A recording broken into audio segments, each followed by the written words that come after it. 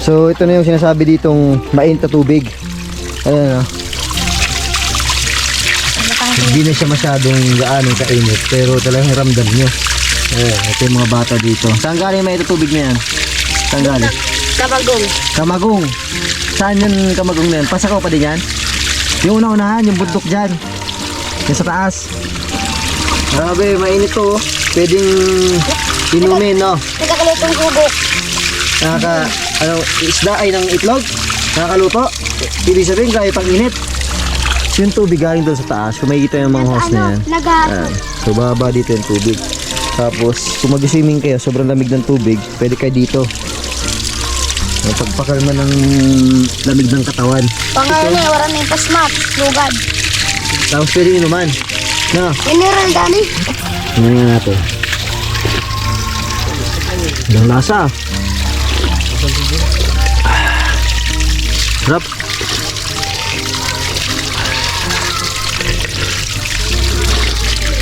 Doon sa unahan, mainit pa yung tubig doon. Ay, yung may bangka. Lagaso. Saan? Doon o, karta na. Malapit lang? Masakay sa bangka. Iyo, masakay sa bangka. Ah, sakay pa sa bangka. Bawal maglakaw. Ay, actually kasi nung pumunta kami sa Balugo, yun, nakita yung Balugo doon, yung isla doon. So dapat na pupuntahan namin itong mainit na sinasabi nila. Kaso hindi na kami tumuloy kasi anong oras na. So siguro yun yung sinasabi nitong batang ito na may umuusok na lugar, no? Sa lupa galing.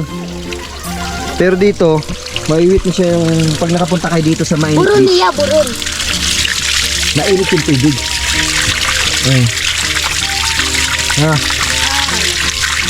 So, ayun, at least napuntahan ko na yung sinasabi ng mga followers natin dito.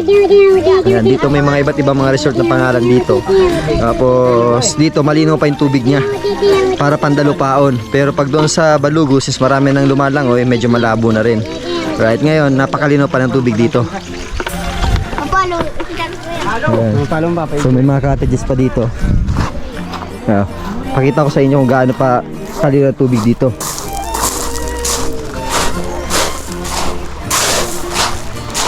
Ayan, medyo malinaw pa.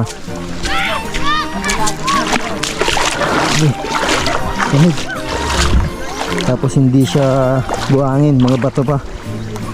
Ayan.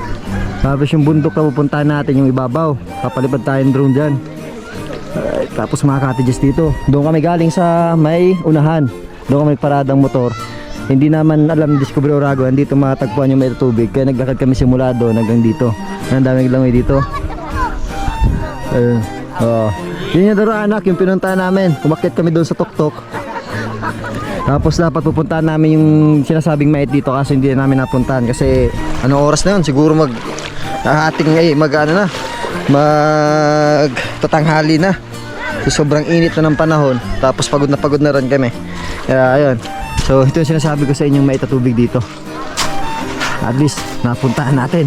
May nakausap pa tayong mga bata dito na naliligo.